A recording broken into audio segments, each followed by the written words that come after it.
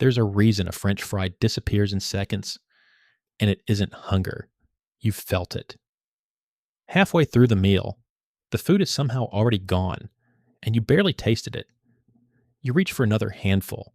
You keep reaching, not because you're starving, because something in the food itself seems to be asking you to. What if that behavior wasn't an accident? What if it wasn't weakness or lack of willpower, or a sign that you were poorly raised? What if the food on your tray had been engineered over decades by teams of scientists working with the precision of pharmaceutical labs to do exactly that? This is the story of how convenience became a science. How a hamburger stand in San Bernardino, California became the model for something much larger than a restaurant. And how somewhere in a nondescript office park in New Jersey, a mathematician quietly figured out the exact amount of sweetness the human tongue can crave, and then sold that formula, decimal by decimal, to the largest food companies on earth. Almost nobody outside the industry knows his name, but if you've eaten anything from a package in the last 40 years, you've eaten his work. You're about to see where the drive-thru actually comes from. Not the version in the ads, the other one. The one written in internal memos, patent applications, and one closed-door dinner in 1999 that quietly set the direction of what humans eat for the next quarter century. Here's what most people miss about fast food. It didn't win because it was fast. Plenty of things are fast. Instant coffee is fast. Microwaved leftovers are fast. Fast food beat all of them for a specific reason, and the reason is not on the menu. The common story goes like this. Americans got busy. They needed food that arrived quickly. Companies rose to meet that need. And here we are. It's not entirely wrong, but it hides something. It hides the fact that convenience alone doesn't explain why you can eat an entire meal in 7 minutes and still want more. It doesn't explain why the fries call you back after you swore you were done. And it doesn't explain how a clown invented in 1963 became more recognizable to American children within a decade than Mickey Mouse. You've been inside thousands of these restaurants over your lifetime. You've probably never seen the labs where the food is calibrated to taste the way it tastes. Almost nobody has. But the papers exist. The internal documents exist. Industry insiders have spoken on the record, and what they describe isn't cooking. It's a manufacturing process with numbers, formulas, and a very specific target. That target has a name. And by the time this video ends, you'll know it, understand it, and probably never look at a soft drink the same way again. You'll also know why a private dinner in Minneapolis in 1999 mattered more to your grocery cart than most of the news you read that year. And you'll know why on paper, in a metabolic ward at the National Institutes of Health, 20 ordinary adults ate 500 more calories a day without meaning to, from food that looked, on the label, identical to what they'd normally eat. But to understand any of that, we have to go back to a parking lot in California in 1948. Two brothers are standing in that parking lot, Richard and Morris McDonald. Their restaurant, until this year, has looked like every other drive-in in America. Car hops, barbecue, a menu you could get lost in. They've decided that isn't working anymore, so they've done something strange. They've closed the restaurant for 3 months. They've thrown out most of the menu. They've ripped out the seating, and they've rebuilt the kitchen as an assembly line. Every worker has a single task. The burgers are cooked in advance and held under heat lamps. The hamburger costs 15 cents. The wait time drops from around 30 minutes to something closer to 30 seconds. They call it the speedy service system, and isn't just a way to sell hamburgers faster. It's the first time in history that food is being manufactured in real time in front of customers, without the customers knowing that's what they're watching. It's a factory dressed as a restaurant. The brothers make good money. They begin selling franchises, 9 of them, a 10th. That's about as far as their ambition goes. Then, in 1954, a 52-year-old salesman named Ray Kroc pulls up. He's been distributing a milkshake mixer called the Multi-Mixer, and business has been bad. But he's just received a strange order. This one restaurant in San Bernardino wants 8 of his machines. 8. Which means they're running 40 milkshakes at once. He drives out to see what could possibly justify that. What he sees isn't dinner. It's a machine. Quiet, precise, moving customers through faster than any restaurant he's ever seen. Kroc isn't a cook. He isn't a restaurateur. He is, and always was, a salesman, and he understands immediately that what the McDonald brothers have built has almost nothing to do with hamburgers. By 1961, he's bought them out for $2.7 million. The brothers walk away with $1 million each after taxes. Kroc walks away with the name, the system, and something the brothers never quite grasped, a template that could be copied endlessly across the planet. But here's where the story stops being about restaurants and starts becoming about something much stranger. Because Kroc's copies were good, but copies of a hamburger, no matter how consistent, are still just hamburgers. Something more had to be done to the food itself. And in the decades that followed, quietly and mostly outside public view, that something happened. His name was Howard Moskowitz. He was a Harvard-trained mathematician and psychophysicist. Psychophysics being the branch of science that measures how physical inputs like a certain amount of sugar produce a specific sensation in the brain. He started, of all places, with the U.S. military. In the 1970s, the Army had a problem. Soldiers weren't eating enough of their combat rations, and they were losing weight in the field. Moskowitz was hired to figure out why. What he found was counterintuitive. Bland food, oddly enough, was eaten more consistently over time than exciting food. The soldiers said they wanted rich, distinctive flavors.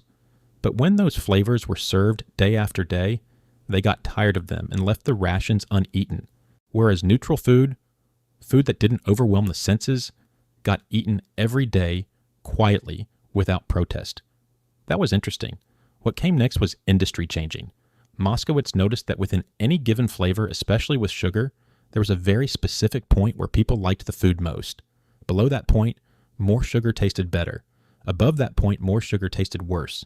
Right at the peak, a single, measurable, mathematically precise concentration, the human brain wanted more without ever quite deciding it was too much. He called it the bliss point. The military wasn't the only client interested in food that people couldn't stop eating. By the 1980s, Moskowitz was consulting for most of the largest food and beverage companies in the world: Coca-Cola, Kraft, General Foods, Pepsi, Frito-Lay. In 2004, he was hired by Dr. Pepper to develop what became Cherry Vanilla Dr. Pepper. He tested 61 different versions of the formula, each varying by a small percentage in sweetness or flavor. He ran regression analyses. He calculated the bliss point for cherry, the bliss point for vanilla, the exact ratio between the two. The finished drink was an overnight success, and it wasn't because it was more delicious than the alternatives. It was because it had been engineered, not cooked, engineered, to sit precisely at the peak of the desire curve. And that was just the sugar. The salt and the fat had their own architects, because the bliss point wasn't the end of the story. It was the beginning. Consider what's actually on a fast food tray. The burger has been designed so the fat coats the tongue at a temperature that maximizes salt absorption. The bun has been engineered to collapse gently against the roof of the mouth. Soft enough not to slow you down, sturdy enough to hold the burger. The fries have a property that food scientists call vanishing caloric density. That's a real industry term. It means the food dissolves in the mouth before the body can register how much of it you've eaten. Your gut hormones, the ones that signal fullness, are simply too slow to keep up. None of this is guesswork. It's measurable. It's patentable. It's on file. Now consider the drink. The soda in the cup has been calibrated for what the industry calls sensory-specific satiety, the phenomenon in which a single dominant flavor eventually stops feeling rewarding. So the soda avoids any single dominant flavor. It's sweet, but not one sweet thing. It's sharp, but not one sharp thing, which is why you can drink an entire large soda without feeling that you've had enough. Every element of the tray has been considered by someone whose full-time job is that consideration. Now consider the clown. Ronald McDonald was born in 1963 in a television commercial in Washington, D.C. A weatherman named Willard Scott, who would go on to become the beloved weather anchor on the Today Show for decades, put on a red and yellow costume. In the original version, he wore a paper cup for a nose and a styrofoam takeout tray as a hat. He looked, by his own account in his memoirs, quite strange. But something worked. Something bigger than the actor. Bigger than that single franchise in D.C. In 1965, Ronald made his national debut in the Macy's Thanksgiving Day Parade. By the mid-1970s, in some surveys, American children recognized Ronald McDonald more reliably than they recognized Mickey Mouse.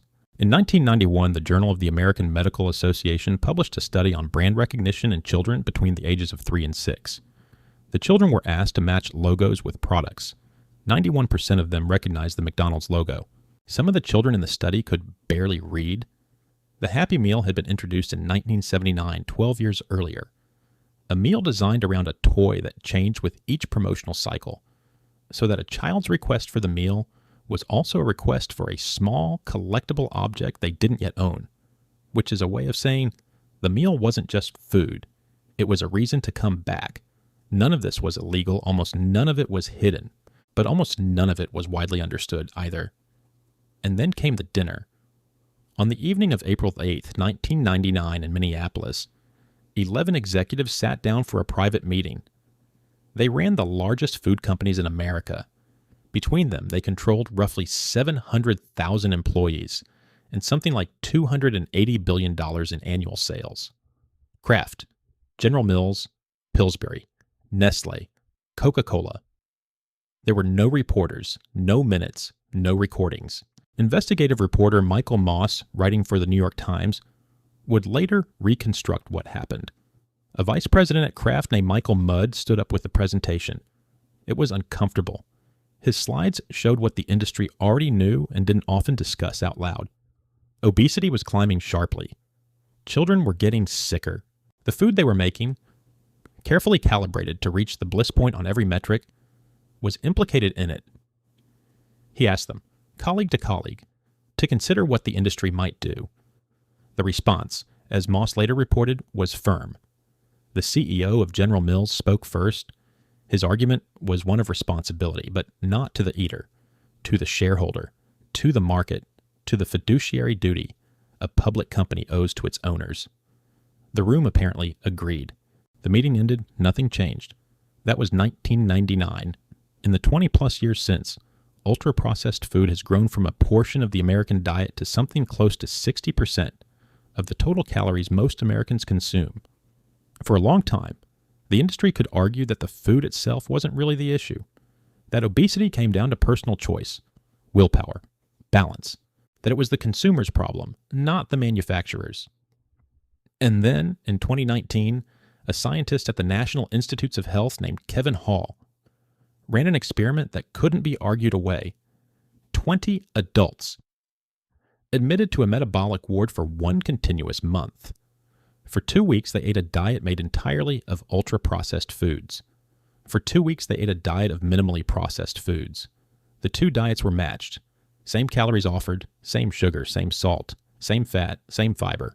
The volunteers were told to eat as much or as little as they wanted. On the ultra-processed diet, they ate about 500 more calories per day.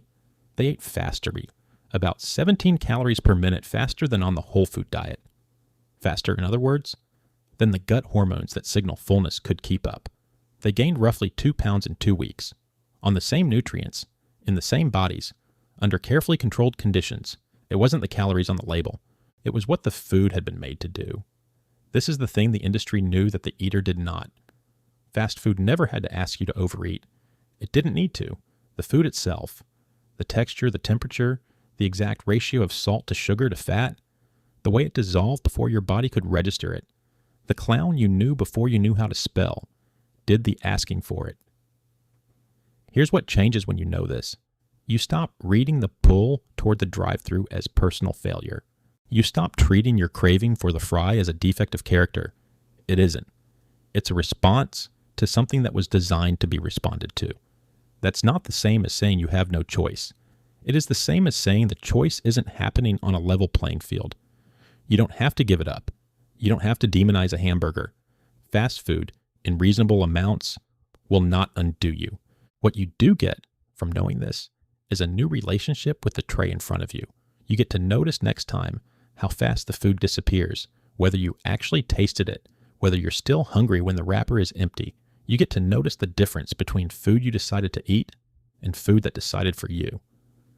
That single act, noticing, is what the industry has spent 70 years engineering around. It's the one thing the bliss point cannot survive contact with. The reason a French fry disappears in seconds isn't hunger. It's design. And design, once you can see it, loses most of its grip. None of what you've just heard is secret. Every study cited here was published in a peer-reviewed journal or a mainstream newspaper. Michael Moss won a Pulitzer Prize for his reporting on the food industry. Kevin Hall's paper is on the National Institutes of Health website. Freely available, anyone can read it. The 1999 Minneapolis dinner has been described in a best-selling book.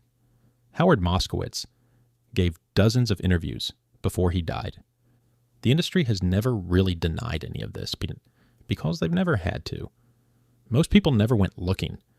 That's what makes this history strange in the way the best hidden histories are always strange. It isn't buried in old archives. It isn't in a locked vault. It's on the tray in front of you 3 times a day for most of your life. You just weren't told what you were looking at. Now you know. The next time a French fry disappears in seconds, you'll know why. And knowing quietly, without alarm, without preaching, is the beginning of a different relationship with food that has been quietly relating to you for a very long time. Because in the end, the deepest engineering is not the kind that changes your food. It's the kind that changes what you notice.